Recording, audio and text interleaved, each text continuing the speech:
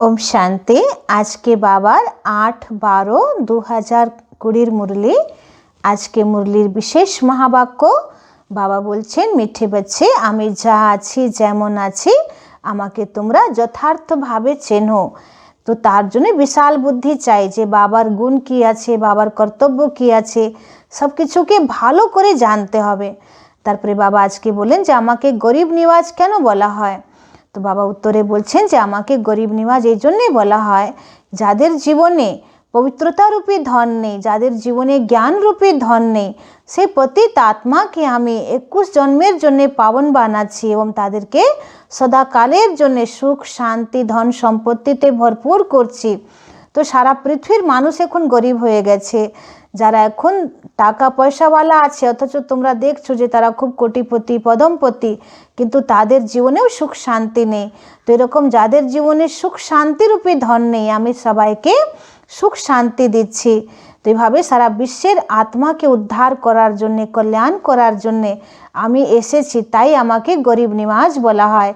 কিন্তু তার মানে এটা নয় যে যারা এখন খুবই দুঃখী দিন গরিব তাদেরকে আমি কোনো টাকা পয়সা দিচ্ছি বা তাদেরকে খাওয়া দাওয়ার সামগ্রী দিচ্ছি বা তাদেরকে আমি শীতের জামা কাপড় দিচ্ছি, এরকম কাজ আমি করি না। কেন এসব করার জন্যে এই পৃথিবীতে অনেক সংগঠন আছে, অনেক সংস্থা আছে, তারা এসব করছে, কিন্তু আমি এসব রিটেল কাজ করি না। আমি এমন সবাইকে বানিয়ে দিই যাতে তারা কোনো জন্মে গরিবই হবে না। তো এইভাবে আমি হোলসেল কাজ করতে আসি। তারপরে বাবা বলছেন যে আমি তো নিরাকার, আমার ঠান্ডা লাগে না, আমি খাইও না, আমার জল পিপাসাও লাগে না। অনেক বাচ্চারা বাবাকে জিজ্ঞেস করে, বাবা তোমার শীত লাগে? তো বাবা বলছে যার শরীরে আমি আসছি তার ঠান্ডা লাগতে পারে, কেন তার শরীর বৃদ্ধ, তার ঠান্ডা লাগতে পারে, কিন্তু আমি তো খাওয়া দাওয়া জল পিপাসা এবং শীত গরম এই সমস্ত দৈহিক যে অনুভূতি তার থেকে আমি পুরো আলাদা। আমি একদম নির্লেপ বা নির্বিকার। আমি শুধু ব্রহ্মা বাবার ভ্রকুটিতে বসে তোমাদের সেবা করতে আসি। তারপরে বাবা আজকে বললেন যে এখন কলিযুগেও এমন এমন অনেক পরিবার আছে যেখানে 5-6টা বৌমারা মিলে, ছেলে বৌমারা মিলে সবাই খুব মিলেমিশে থাকে, খুব তাদের বাড়িতে স্বর্গের মতন বাতাবরণ। তখন তারা বলে আমরা তো এখানেই স্বর্গে আছি। তো বাবা বলছে যে তারা স্বর্গের কথা বলে, তার মানে কোনোদিন ভারতবর্ষে স্বর্গ ছিল। তো আমি সেই স্বর্গ স্থাপন করছি যেখানে চারিদিকে সুখ শান্তি প্রেম পবিত্রতা থাকবে, সেই সত্যযুগ আমি স্থাপন করছি। তারপরে বাবা বললেন যে আমি কল্পে একবারই আসি, কলিযুগের শেষ আর সত্যযুগের প্রারম্ভে। এই সময়ে এসে আমি তোমাদেরকে বর্ষা দিচ্ছি। আর আমার সত্যযুগ ত্রেতা বা দাপর কলিতে আমি আসি না, সেখানে আমার কোনো পাঠ নেই, আমি একদম কলিযুগের শেষেই আসি। তাই তোমরা শিবরাত্রি পালন করো। তারপরে বাবা আজকে বললেন যে সবথেকে দেবী দেবতাদের মধ্যে শ্রেষ্ঠ বা সুন্দর হচ্ছে শ্রীকৃষ্ণ। তো শ্রীকৃষ্ণ বা লক্ষ্মী নারায়ণ ওরা পুরুষার্থ করে এই পদ পেয়েছে।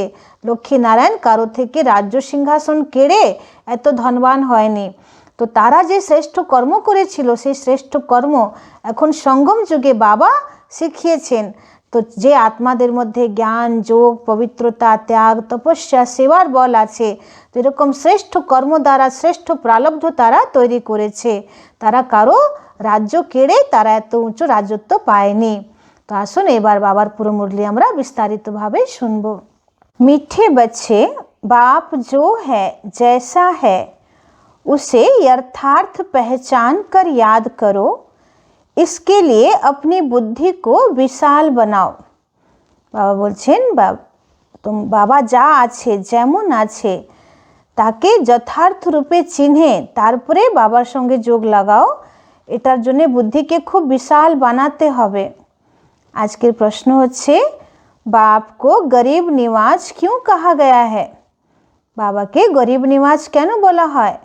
उत्तरे क्योंकि इस समय जब सारी दुनिया गरीब अर्थात दुखी बन गई है तब बाप आए हैं सबको दुख से छुड़ाने। এখন এই দুনিয়া পুরো গরিব দুঃখী হয়ে গেছে, তো বাবা এসেছেন সবাইকে দুঃখ থেকে মুক্তি দিতে। बाकी किस पर तरस खाकर कपड़े दे देना, पैसा दे देना वह कोई कमाल की बात नहीं है, इससे वह कोई साहूकार नहीं बन जाते।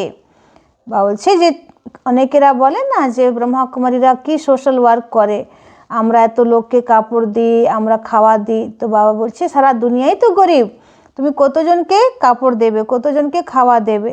তো এক দুজনকে কাপড় বা খাওয়া দিলে তারা সদাকালের জন্য ধনী তো হচ্ছে না, কিন্তু বাবা তো এমন জ্ঞান দিচ্ছেন, এমন পুরুষার্থ করাচ্ছেন যে আমরা জন্ম জন্মান্তরের জন্য ধনী হয়ে যাব, কোনো রকম অভাব দরিদ্রতা থাকবেই না জীবনে। तो बाबा कहते इससे कोई साहूकार नहीं बन जाते, ऐसे नहीं मैं कोई इन भीलों को पैसा देकर गरीब निवाज कहलाऊंगा। বলছে আমি গরিব নিওয়াজ মানে এটা না যে আমি একদম যারা দিন দুঃখী গরিব তাদেরকে টাকা পয়সা দেব আর তাহলে আমাকে সবাই গরিব নিওয়াজ বলবে, তা না। मैं तो गरीब अर्थार्थ पतितों को जिनमें ज्ञान नहीं है उन्हें ज्ञान देकर पावन बनाता हूँ। এখানে বাবা গরিব তাদেরকে বলছেন যাদের জীবনে জ্ঞান নেই, জ্ঞান ধন নেই, তাদেরকে বাবা গরিব বলছেন। তো বাবা বলছেন আমি তাদেরকে জ্ঞান দিয়ে পতিত আত্মাকে পাवन বানিয়ে তাদেরকে মালামাল করে দিচ্ছি। गीत है यही बहार है दुनिया को भूल जाने की। ओम शांति। मीठे मीठे बच्चों ने गीत सुना। बच्चे जानते हैं गीत तो दुनियावी मनुष्यों ने बनाया है। अक्षर बड़े अच्छे हैं, इस पुरानी दुनिया को भूलना है। आगे ऐसे नहीं कह समझते थे।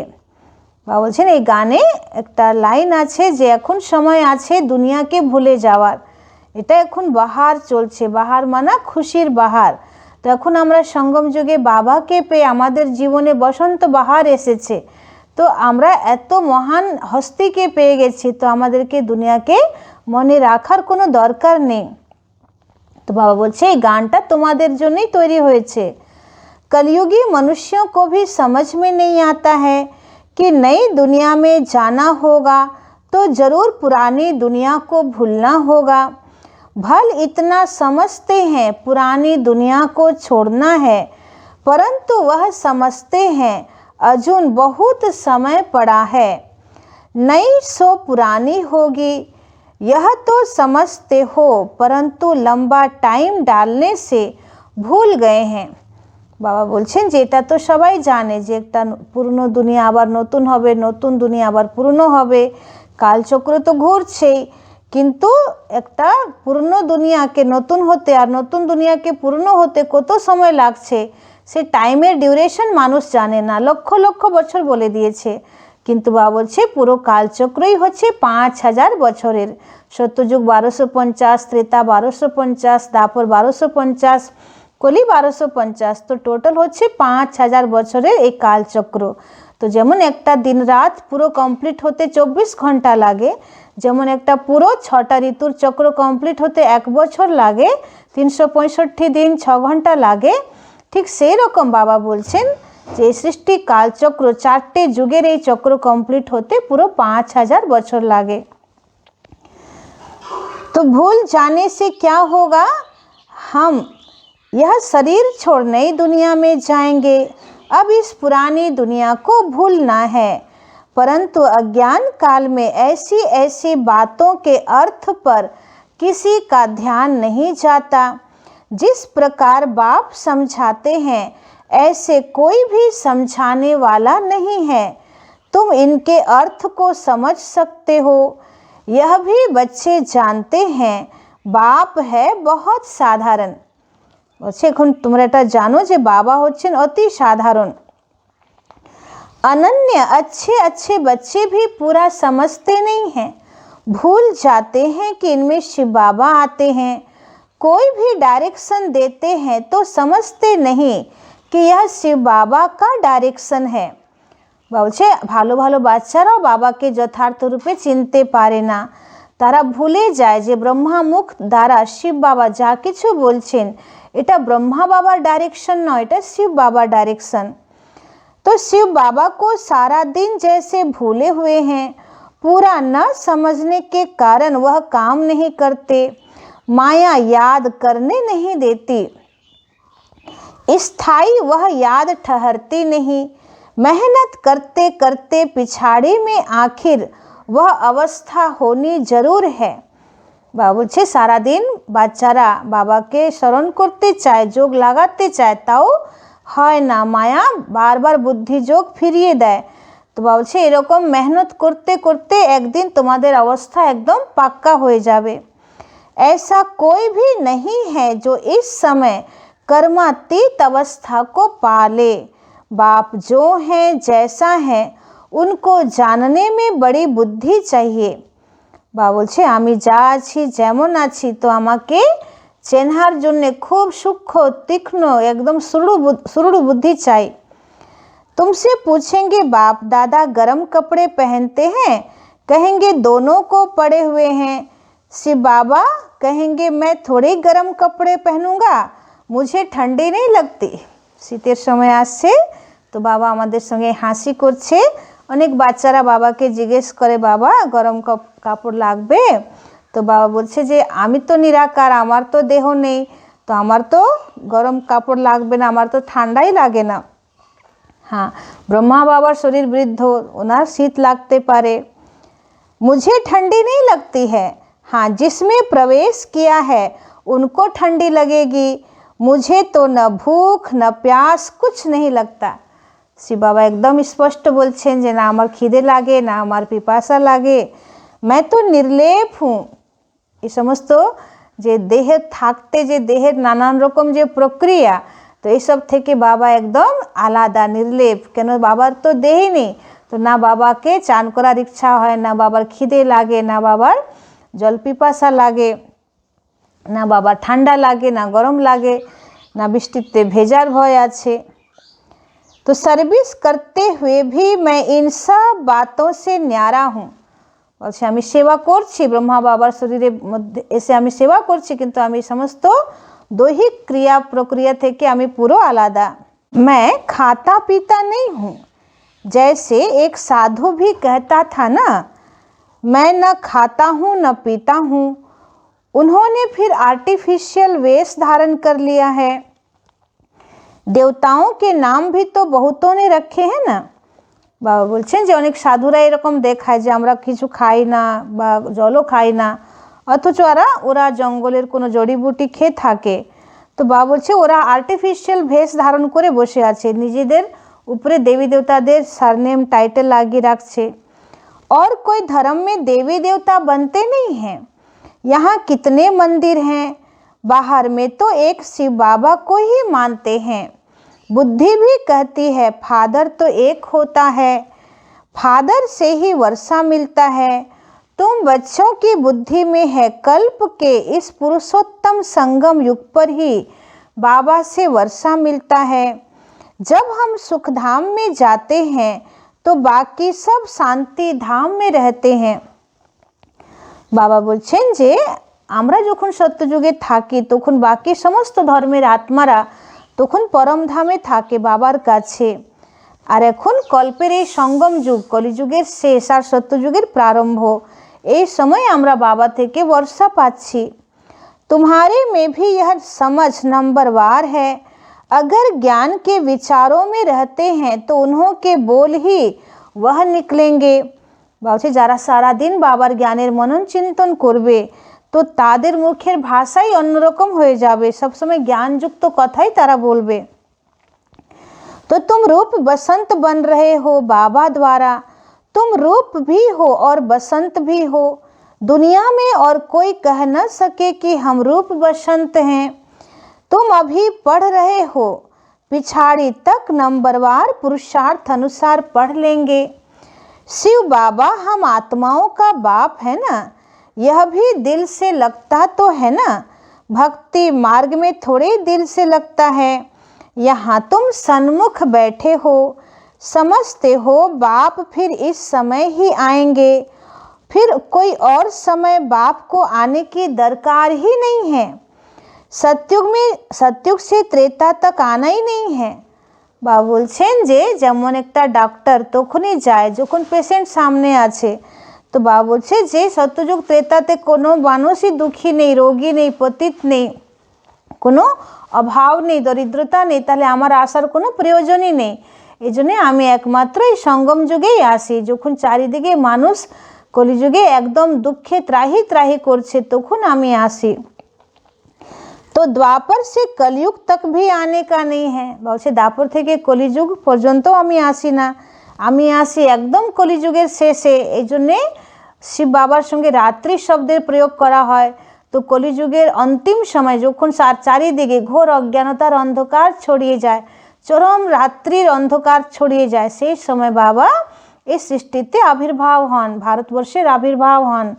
তো রাত্রি শব্দ মানা অমাবস্যা রাত্রি নয়, কিন্তু কলিযুগের রূপী ঘোর অন্ধকারময় কালিমা রূপী রাত্রিতে বাবার এই পৃথিবীতে অবতরণ হয়, এই জন্যে বলা হয় महाशिवरात्रि। तो वह आते ही है कल्प के संगम युग पर। तो बाप है भी गरीब निवाज, और सारी दुनिया जो दुखी गरीब हो जाती है उनका बाप है। इनकी दिल में क्या होगा? বলছি আমি তো দু চারটে মানুষের দরিদ্রতা দেখে দুঃখী হচ্ছি না, আমি তো সারা পৃথিবী এখন গরিব হয়ে গেছে, দুঃখী হয়ে গেছে, তো আমাকে তো সকলের উদ্ধার করার জন্যই আসতে হবে। যেহেতু আমি বিশ্বপিতা পরম পিতা, তো আমি তো একটুখানি মানুষের উদ্ধার করার জন্য আসবো না, একটা সম্প্রদায়ের উদ্ধার করতে আসবো না, আমি সারা বিশ্বের সকল ধর্মের আত্মারই কল্যাণ করতে আমি আসবো। तो हम गरीब निवाज हैं, सबका दुख अथवा गरीबी मिट जाए वो तो सिवाय ज्ञान से कम हो न सके। बाकी कपड़ा आदि देने से कोई साहूकार तो नहीं बन जाएंगे ना। বলছে তোমরা শীতের সময় বস্ত্র দান করছো, কম্বল দান করছো, তাতে কোনো মানুষ ধনী হবে না। करके गरीब को देखने से दिल होगी इनको कपड़ा दे दें, क्योंकि याद पड़ता है ना मैं गरीब निवाज हूँ, साथ साथ यह भी समझता हूँ मैं गरीब निवाज कोई इन भीलों के लिए ही नहीं हूँ।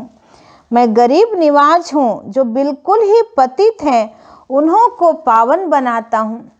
বাবা বলছেন যে কোনো মানুষের খাবার নেই, কোনো মানুষের শরীরে জামা কাপড় নেই, তো একটা দুটো জামা কাপড় দিয়ে আমি তাকে হেল্প করছি না, বা একটুখানি খাওয়া দিয়ে তাকে হেল্প করছি না, কিন্তু আমার কাজ তো হোলসেল, যে আমি তাকে এমন জ্ঞান দেব, এমন তাকে পবিত্র বানাবো, এমন তাকে আধ্যাত্মিকভাবে পরিপূর্ণ করব যে যাতে ও জন্ম জন্মান্তর কোনো সময় দরিদ্র না থাকে, কোনো সময় তার জীবনে কোনো অভাব না থাকে। তো আমি তো পরম পিতা, আমি তো ছোট ছোট কাজ করব না, আমি বড় বড় কাজ করব।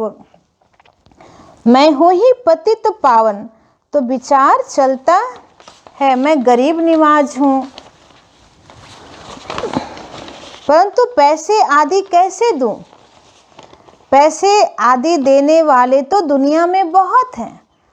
বলছে পয়সা দেওয়ার লোক তো দুনিয়াতে অনেক আছে, অনেক সোশ্যাল ওয়ার্ক করার মানসিকতা নিয়ে মানুষ চলে, বা अनेक एनजीओ আছে, बहुत फंड्स निकालते हैं जो फिर अनाथ आश्रम में भेज देते हैं। जानते हैं अनाथ रहते हैं, अर्थात जिसको नाथ नहीं है, तो अनाथ माना गरीब। तुम्हारा भी नाथ नहीं था, अर्थात बाप नहीं था, तुम गरीब थे, ज्ञान नहीं था, जो रूप बसंत नहीं वह गरीब अनाथ हैं। বলছে যাদের মধ্যে জ্ঞানের শক্তি নেই, যোগের শক্তি নেই, তারা অনাথ। তো যারা জ্ঞানী এবং যোগী তাদেরকেই বাবা এখানে রূপ আর বসন্ত বলছেন। তো রূপ মানা যোগ করে যে নিজের আত্মিক রূপে স্থিত হয়ে যায় বিন্দু রূপে, আর বসন্ত মানা যার জীবনে জ্ঞানের বসন্ত বাহার আছে, তারা হচ্ছে জ্ঞানী যোগী আত্মা। তো বলছে যাদের জীবনে জ্ঞান নেই, যোগের শক্তি নেই, আত্মিক জ্ঞান নেই, আত্মিক স্থিতি নেই, तो तारा सबाई गरीब अनाथ আছে। तो जो रूप बसंत हैं उनको सनाथ कहा जाता है। सनाथ साहूकार को और अनाथ गरीब को कहा जाता है। तुम्हारी बुद्धि में है हम सब गरीब थे, कुछ उनको जो गरीब हैं उनको दे देवें। तो बाप गरीब निवाज हैं तो कहेंगे ऐसी चीज़ें देवें जिससे सदा के लिए साहूकार बन जाएं। বলছে এমন জিনিস আমি দেব যাতে সদাকালের জন্য সে ধনী হয়ে যাবে। बाकी यह कपड़ा आदि देना तो कॉमन बात है, उनमें हम क्यों पड़े? हम तो उनको अनाथ से सनाथ बना देवें। भल कितना भी कोई पदमपति है, परंतु वह भी सब अल्पकाल के लिए है। বাবা বলছে এখন যদি তোমার সামনে খুব কোটিপতি পদমপতি লোক আছে, কিন্তু তোমরা সবসময় এটা ভাববে যে তারা কিছু বছরের জন্যে, কিছু দিনের জন্যে তারা কোটিপতি আছে। আসল ধন তো হচ্ছে যে আত্মা যেটা নিয়ে যাবে সঙ্গে, তার শ্রেষ্ঠ পুরুষার্থ, শ্রেষ্ঠ কর্মের পুঁজি, ওটাই তার পরবর্তী জন্মে তাকে মালামাল করবে। কিন্তু এই জন্মে বাহ্যিক রূপে যার কাছে অনেক টাকা পয়সা আছে, ধন দৌলত জমি বাড়ি আছে, অথচ সংস্কারে বা চরিত্রে সে একদম দুর্বল আছে, কিছুই নেই তার ভিতরে, তাহলে সে গরিবই আছে। তো তার পরবর্তী জন্মেও তার ফাঁকা হাত থাকবে, কেন কোনো ভালো পুরুষার্থ করেনি, শ্রেষ্ঠ কর্ম করেনি, পুণ্যের পুঁজি জমা করেনি। তো বাবা বলছে যে এখন তোমার সামনে যদি কোনো কোটিপতি বা পদমপতি থাকে, তো এটা ভেবো না যে আমরা এত গরিব কেন, সাধারণ কেন, ওরা এত কোটিপতি কেন। বাবা বলছে তাদের ধন কিছু দিনের জন্যই আছে। तो यह है ही अनाथों की दुनिया। भल पैसे वाले हैं, वह भी अल्पकाल के लिए हैं, वहाँ है सदैव सनाथ। বলছে সত্যযুগে সবাই একদম সনাথ থাকবে, মানে কোনো ধন অভাব থাকবে না, ধনের অভাব থাকবে না। वहाँ ऐसे कर्म नहीं कुटते। यहाँ कितने गरीब हैं जिनको धन है, उन्हों को तो अपना नशा चढ़ा रहता है कि यहीं पर हम स्वर्ग में हैं, परंतु है नहीं। यह तुम जानते हो इस समय कोई भी मनुष्य सनाथ नहीं है, सब अनाथ हैं। यह पैसे आदि तो सब मिट्टी में मिल जाने हैं। বাবা বলছে যার টাকা পয়সা তোমরা দেখছো সব মাটিতে মিশে যাবে, কেউ এখন সনাথ নেই, সবাই অনাথ। मनुष्य समझते हैं हमारे पास इतना धन है जो पुत्र पोत्रे खाते रहेंगे, परंपरा चलता रहेगा, परंतु ऐसे चलना नहीं है, यह तो सब विनाश हो जाएगा। इसलिए तुमको इस सारी पुरानी दुनिया से वैराग्य है। বলছে তোমরা জানো যে পুরো দুনিয়াই বিনাশ হয়ে যাবে, তো এই দুনিয়া থেকেই এখন তোমাদের পুরো বৈরাগ্য বৃত্তি এসে গেছে। तुम जानते हो नई दुनिया को स्वर्ग और पुरानी दुनिया को नर्क कहा जाता। हमको बाबा नई दुनिया के लिए साहूकार बना रहे हैं। यह पुरानी दुनिया तो ख़त्म हो जानी है, तो बाप कितना साहूकार बनाते हैं। यह लक्ष्मी नारायण साहूकार कैसे बने? क्या कोई साहूकार से वर्षा मिला व लड़ाई की? বলছেন যে চিন্তন করো, মনন করো যে লক্ষ্মীনারায়ণ এত ধনী কি করে হলো? ওরা কোনো বড় কোটিপতির সঙ্গে লড়াই করে কি তারা এত ধন পেল? না, ওরা কি করে ধন পেল? তো বাবা বলছেন যে তোমরা জানো তারা সঙ্গম যুগে নারায়ণের আত্মা প্রজাপিতা ব্রহ্মা আর লক্ষ্মীর আত্মা আদি দেবী সরস্বতী, তো এনারা কত কঠিন পুরুষার্থ করেছেন আর পুরুষার্থ করে শিব বাবা থেকে বর্ষা নিয়েছেন।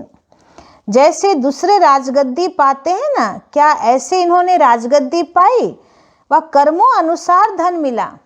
तो लक्ष्मी नारायण कारो देश के कारो राज सिंहासन के आक्रमण करे धन पायনি, ওরা নিজের শ্রেষ্ঠ পুরুষার্থ দ্বারাই ওরা वर्षा পেয়েছে। तो बाप का कर्म सिखलाना तो बिल्कुल ही न्यारा है। कर्म अकर्म विकर्म अक्षर भी क्लियर है ना। तो বাবা বলছেন যে এটাই হচ্ছে সবথেকে আলাদা পথ, যে কী করে নিজের ত্যাগ, তপস্যা, সেবা, পুণ্যকর্ম, পবিত্রতা, জ্ঞান, যোগ বল দ্বারা মানুষ নিজের রাজা এবং ভবিষ্যতে বিশ্বের রাজা হতে পারে। এই আধ্যাত্মিক পথ, শ্রেষ্ঠ কর্মের পথ একমাত্র ভগবানই দেখাতে পারে।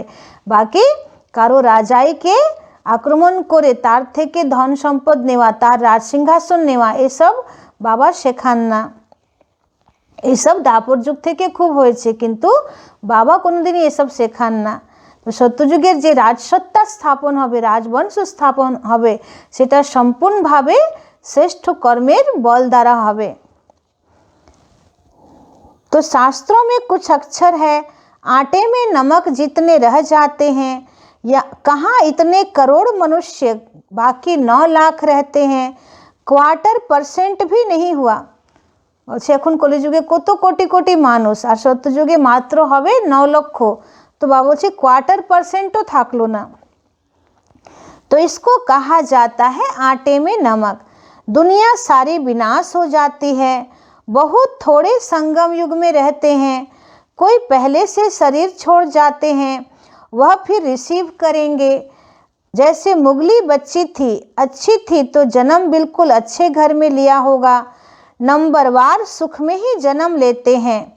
बाबा बोलছেন বাবার জ্ঞানে চলতে চলতে যদি কোনো আত্মা দেহ রাখে তো তার পরবর্তী জন্ম খুব ভালো ঘরে হবে, খুব ধনী ঘরে হবে এবং खूब से सुंदर जीवन यापन करबे। सुख तो उनको देखना है, थोड़ा दुख भी देखना है, क्योंकि कर्मातीत अवस्था किसी की हुई नहीं है। बाबा बोलছেন कि जे ज्ञानी बाच्चारा এখন पुरुषार्थ करते करते देह রাখছে অথচ তার কর্মাতীত অবস্থা হয়নি, তার মানে কিছু কর্মের হিসাব কিতাব থেকে গেছে, তো কিছু দুঃখের অংশ পেতে পারে। तो जन्म बड़े सुखी घर में जाकर लेंगे, ऐसे मत समझो यहाँ कोई सुखी घर है नहीं। बहुत परिवार ऐसे अच्छे होते हैं जो बात मत पूछो। বা বলছে যে এটা ভেবো না যে কলিযুগে কেউ সুখী নয়, এখনো কিছু কিছু ভালো পরিবার আছে যেখানে সংস্কার আছে, যেখানে আদর্শ আছে, যেখানে ভ্যালুজ আছে, যেখানে মানুষ সবাই নিজেকে এক দুজনকে ভালোবাসে। तो एरकम परिवारे से ज्ञानी बाच्चादेर जन्म होबे। तो बाबा का देखा हुआ है, बहुएं एक ही घर में ऐसे शांति मिलाप में रहती है जो बस सभी साथ में भक्ति करती हैं, गीता पढ़ती हैं। बाबा ने पूछा इतनी सब इकट्ठी रहती हैं, झगड़ा आदि नहीं होता? बोला हमारे पास तो स्वर्ग है, हम सभी इकट्ठे रहते हैं, कभी लड़ते झगड़ते नहीं हैं, शांत में रहते हैं। कहते हैं यहाँ तो जैसे स्वर्ग है, तो जरूर स्वर्ग पास्ट हो गया है, तब तो कहने में आता है ना कि यहाँ तो जैसे स्वर्ग लगा पड़ा है। बाबा बोलছেন যে কলিযুগেও বাবা এমন এমন পরিবারকে দেখেছেন कि যে বাড়িতে ৬-৭টা ছেলে বৌমা সবাই খুব মিলেমিশে থাকে, একদম সবার মধ্যে খুব আন্তরিকতা, ভালোবাসা, একতা, সবাই মিলে একসঙ্গে ভক্তি করে, গীতা পাঠ করে। তো তাদেরকে গিয়ে বাবা ব্রহ্মা বাবা জিজ্ঞেস করেছেন যে তোমাদের বাড়িতে কোনোদিন লড়াই ঝগড়া হয় না? এতগুলো বৌমারা কী করে একসঙ্গে থাকে? বলে না, আমাদের বাড়িতে কোনো লড়াই ঝগড়া হয় না, আমরা সবাই খুব মিলেমিশে থাকি। তো বাবারও আশ্চর্য লাগছে যে কলিযুগে এত সুন্দর পরিবারও আছে। তো ওরা বলে যে আমাদের বাড়িতে তো স্বর্গ লেগে আছে। তার মানে বাবা বলছেন যে নিশ্চয়ই ভারতবর্ষে কোনোদিন স্বর্গ ছিল বলেই তো মানুষ স্বর্গের কথা মনে করছে। এবং যে বাড়িতে সম্পূর্ণ সুখ শান্তি প্রেম পবিত্রতা আছে তো তারা স্বর্গের কথা বলে, তার মানে যখন স্বর্গ ছিল তখন সকলের মধ্যে এরকমই প্রেম ভালোবাসা, হ্যাঁ, সব কিছু ছিল। তো বাবা বলছেন যে সেই স্বর্গ আবার স্থাপন হচ্ছে। परंतु यहाँ तो बहुतों का स्वभाव स्वर्गवासी बनने का दिखाई नहीं देता। আবার কেউ কেউ বাবা বলছেন যে জ্ঞানেও চলছে অথচ তাদের স্বভাব সংস্কার ভালো নেই, যে সত্যযুগে আমরা যাব, দেবী দেবতা হব, তো সেই সুন্দর সংস্কার ধারণ করব, সেরকম কোনো লক্ষ্যই নেই। দাস দাসিয়াँ भी तो बनने हैं ना, তখন বাবা ভেবেই নেয় যে সত্যযুগে দাস দাসীও তো চাই। यह राजधानी स्थापन होती है, बाकी जो ब्राह्मण बनते हैं वह देवी घराने में आने वाले हैं, परंतु नंबरवार हैं। कोई तो बहुत मीठे होते हैं, सबको प्यार करते रहेंगे, कभी किसी को गुस्सा नहीं करेंगे, गुस्सा करने से दुख होता है। जो मनसा वाचा कर्मना किसी को दुख ही देते रहते हैं उनको कहा जाता है दुखी आत्मा। বাবা বলছেন যে রাগ করো না, কাউকে দুঃখ দিও না, যারা মন বচন কর্ম দ্বারা সবসময় অন্যকে দুঃখই দিচ্ছে তো তাদেরকে বলা হবে দুঃখী আত্মা। तो जैसे पुण्य आत्मा पाप आत्मा कहते हैं ना, तो शरीर का नाम लेते हैं क्या? वास्तव में आत्मा ही बनती है। सब पाप आत्माएं भी एक जैसी नहीं होती हैं और सब पुण्य आत्मा भी एक जैसी नहीं होती हैं, नंबरवार पुरुषार्थ अनुसार होते हैं। बाबा एकदम स्पष्ट করছেন যে দুঃখী আত্মা, সুখী আত্মা, পাপ আত্মা, পুণ্য আত্মা, মহান আত্মা, সন্ত আত্মা, দানী আত্মা, এসব বলা হয়। তার মানে আত্মা যেমন যেমন কর্ম করে সেরকম সেরকম সে টাইটেল পেয়ে যায়। যারা খুব দান পুণ্য করে তাদেরকে দানী আত্মা বলা হয়, যারা মহান কাজ করে তাদেরকে মহান আত্মা বলা হয়। এবং যারা খুব দুঃখী তাদেরকে দুঃখী আত্মা, যারা খুব পাপ করছে তাদেরকে পাপী আত্মা বলা হয়। তো যারা ধর্মের কাজ করে তাদেরকে ধর্মাত্মা বলা হয়। তাতেই বাবা বলছেন পুরো স্পষ্ট আছে এটাতেই যে আত্মার মধ্যেই সমস্ত লেপ ছেপ লাগে, যেমন যেমন আত্মা কর্ম করে আত্মার টাইটেল সেটাই হয়ে যায়। তো পাপ শরীর, পুণ্য শরীর, সন্ত শরীর, মহান শরীর এসব বলা হয় না, দানী শরীর বলা হয় না, কেন শরীর তো মাত্র একটা ইনস্ট্রুমেন্ট যেটা দ্বারা আত্মা কর্ম করে। তো সমস্ত দাগ আত্মার উপরেই লাগছে। तो नंबरवार पुरुषार्थ अनुसार होते हैं। स्टूडेंट खुद समझते होंगे ना कि हमारे कैरेक्टर्स अवस्था कैसी है, हम कैसे चलते हैं, सबको मीठा बोलते हैं, कोई कुछ कहे हम उल्टा सुल्टा जवाब तो नहीं देते हैं। বাবা বলছেন যে স্টুডেন্ট, বাবার যারা গডলি স্টুডেন্ট, তো তাদেরকে বারবার নিজেকে চেক করা দরকার যে আমাদের ক্যারেক্টার ঠিক আছে, আমাদের স্থিতি ঠিক আছে, আমরা সবার সঙ্গে কেমন করে ব্যবহার করছি, বড়রা যদি কেউ আমাদেরকে কথা বলে তো আমরা জবাব দিচ্ছি না তো, উল্টো সুল্টো কথা বলছি না তো। बाबा को कई बच्चे कहते हैं बच्चों पर गुस्सा आ जाता है, बाबा कहते जितना हो सके प्यार से काम लो। অনেকেরা বলে না বাবা ছোট ছোট বাচ্চারা এত দুষ্টমি করে তো খুব রাগ আসে, তো বাবা বলছে যতটা সম্ভব তোমরা প্রেমপূর্বক তাদের সঙ্গে ব্যবহার করো। निर्मोही भी बनना चाहिए, यह तो तुम बच्चे समझते हो, हमको यह लक्ष्मी नारायण बनना है। एम ऑब्जेक्ट सामने खड़ी है, कितनी ऊंच एम ऑब्जेक्ट है, पढ़ाने वाला भी हाईएस्ट है। বা বলছেন তোমাদের লক্ষ্যই হচ্ছে লক্ষ্মী নারায়ণ হওয়া, তো তোমাদের সামনে লক্ষ্য একদম স্পষ্ট আছে, তো কত উঁচু লক্ষ্য, এবং যে পড়াচ্ছে সে কে, সেও সুপ্রিম हाईएस्ट अथॉरिटी स्वयं भगवान। तो श्री कृष्ण की महिमा कितनी गाते हैं, सर्वगुण संपन्न, 16 कला संपन्न, अब तुम बच्चे जानते हो हम वह बन रहे हैं, तुम यहाँ आए ही हो यह बनने के लिए। तुम्हारी यह सच्ची सत्य नारायण की कथा है ही नर से नारायण बनने की। বলছে তোমাদের এটা সত্য নারায়ণের কথা, যে কথা শুনে তোমরা সত্যি করে নর থেকে নারায়ণ হচ্ছ। अमर कथा है अमरपुरी जाने की, कोई सन्यासी आदि इन बातों को नहीं जानते। বলছেন আমি তোমাদেরকে সত্য নারায়ণের কথা শোনাচ্ছি, মানে সত্যি করে নারায়ণ হওয়ার কথা শোনাচ্ছি, যে তোমরাই সত্যযুগে শ্রী নারায়ণ শ্রী লক্ষ্মীর মতন ছিলে, আবার তোমরা এরকম পুরুষার্থ করো তো আবার তোমরা লক্ষ্মী নারায়ণ হবে। তো বাবা বলছে সত্যনারায়ণ কথাও আমি তোমাদেরকে শোনাচ্ছি আর অমর কথাও আমি তোমাদেরকে শোনাচ্ছি, তো অমর কথা শুনে তোমরা সত্যযুগে অমর হয়ে যাচ্ছ, মানে সেখানে আমাদের অকাল মৃত্যু হবে না, দুঃখের মৃত্যু হবে না, ইচ্ছা মৃত্যু হবে, তার মানে অকাল মূরত হয়ে গেলাম আমরা। तो जबकि सारी सृष्टि ही पतित है तो हम पतित पावन किसको कहें, कोई भी मनुष्य मात्र को ज्ञान का सागर व पतित पावन नहीं कहेंगे। বলছে জ্ঞান সাগর বা পতিত পাवन এই টাইটেল একমাত্র শিব বাবার আছে। बाप समझाते यह दुनिया पतित है, श्री कृष्ण है अव्वल नंबर।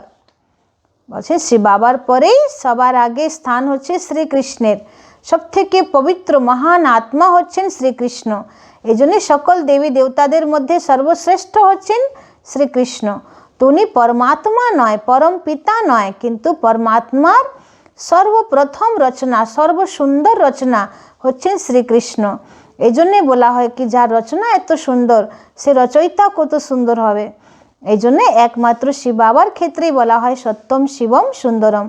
কৃষ্ণ সুন্দর আছে কিন্তু কৃষ্ণের জন্য বলা হয় না যে সত্যম কৃষ্ণম সুন্দরম, শিবের জন্যে বলা হয়। तो उनको भी भगवान नहीं कह सकते, जन्म मरण रहित एक ही निराकार बाप है, गाया जाता है शिव परमात्माय नमः। ब्रह्मा विष्णु शंकर को देवता कह फिर शिव को परमात्मा कहते हैं।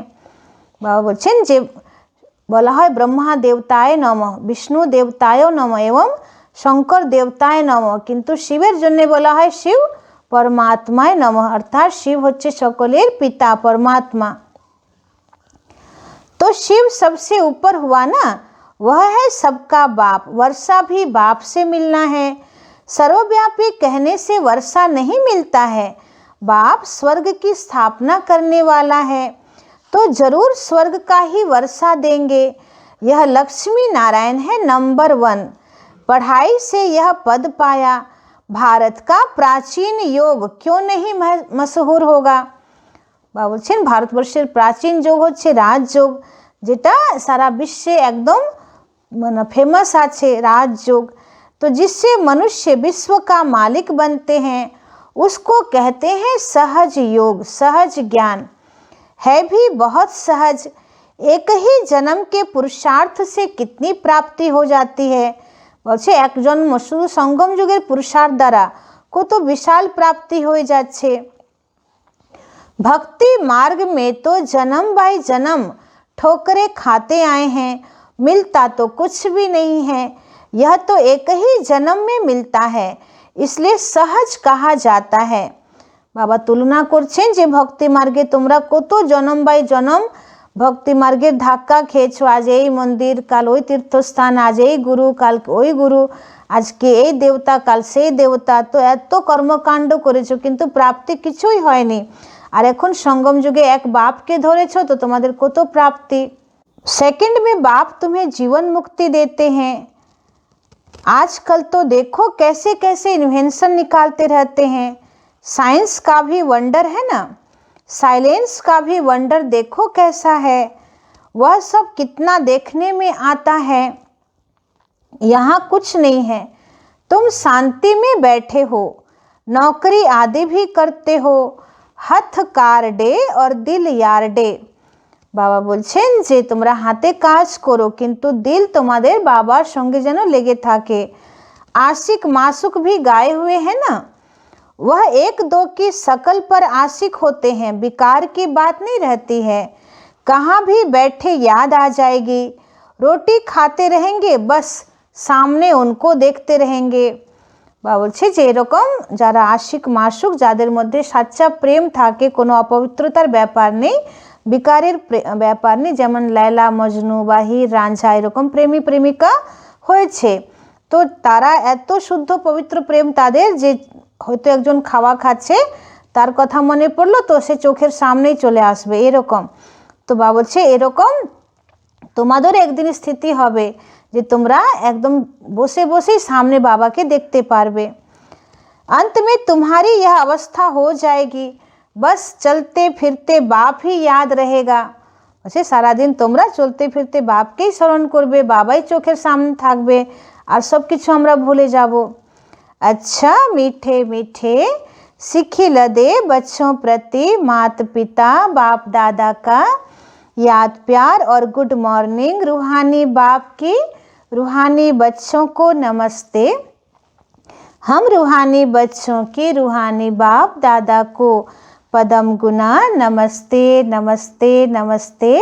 सदा रहेंगे हंसते, बनेंगे फरिश्ते, चलेंगे परम धाम के सीधे रास्ते। शुक्रिया बाबा शुक्रिया। এবার ধারণার জন্য মুখ্য সার 1 নম্বর পয়েন্ট। रूप बसंत बन मुख से सदा सुखदाई बोलने हैं, दुखदाई नहीं बनना है। বলছে रूप बसंत होए मुख থেকে সব সময় সুখদায়ী बोल बेर करो, दुखदायी शब्द बोलो ना। ज्ञान के विचारों में रहना है, मुख से ज्ञान रतन ही निकालने हैं। বলছে জ্ঞানের চিন্তনেই থাকো, মুখ থেকে সবসময় যেন জ্ঞান রত্ন বেরোয়। 2 নম্বর পয়েন্ট হচ্ছে निर्मोही बनना है, हर एक से प्यार से काम लेना है, गुस्सा नहीं करना है, अनाथ को सनाथ बनाने की सेवा करनी है। বা বলছেন যে নির্মোহী হতে হবে, সবার থেকে প্রেমপূর্বক ব্যবহার করতে হবে, রাগ করা দরকার নেই এবং সবাইকে অনাথকে সনাথ বানানোর सेवा करो। आजकेर वरदान, अपवित्रता के नाम निशान को भी समाप्त कर हिज होलीनेस का टाइटल प्राप्त करने वाले होली हंस भव। বা বলছেন অপবিত্রতার নাম চিহ্নকেও সমাপ্ত করে হিজ হোলিনেসের টাইটেল প্রাপ্ত করো, मैं तो पवित्र होली राजहंस हओ। जैसे हंस कभी भी कंकड़ नहीं चुगते, रतन धारण करते हैं, ऐसे होली हंस किसी के अवगुण अर्थात कंकड़ को धारण नहीं करते। वे व्यर्थ और समर्थ को अलग कर व्यर्थ को छोड़ देते हैं, समर्थ को अपना लेते हैं। ऐसे होली हंस ही पवित्र शुद्ध आत्माएं हैं। उनका आहार व्यवहार सब शुद्ध होता है। जब अशुद्धि अर्थात अपवित्रता का नाम निशान भी समाप्त हो जाए तब भविष्य में हिज होलीनेस का टाइटल प्राप्त हो। इसलिए कभी गलती से भी किसी के अवगुण धारण नहीं करना। आत्मा कखनो कारो अवगुण के देखे ना, सकलेर गुण के देखे, ताराई होच्छे पवित्र राजहांस। तो बाबा बोलছেন যারা পবিত্র রাজহাঁস হবে তাদের আহার ব্যবহার সব কিছু শুদ্ধ থাকবে, অপবিত্রতার নাম চিহ্ন তাদের মধ্যে থাকবে না, তবেই তারা ভবিষ্যতে হিজ হোলিনেসের টাইটেল প্রাপ্ত করবে। এজন্য ভুলেও কারো অবগুণ দেখো না বা ধারণ করো না। আজকের স্লোগান, सर्वस्व त्यागी बन वह है जो पुराने स्वभाव संस्कार के वंश का भी त्याग करता है। বলছে সর্বংশ ত্যাগী সে যে পুরনো স্বভাব সংস্কারকেও তার অংশ বংশ সহিত ত্যাগ করে দেয়। ওম শান্তি।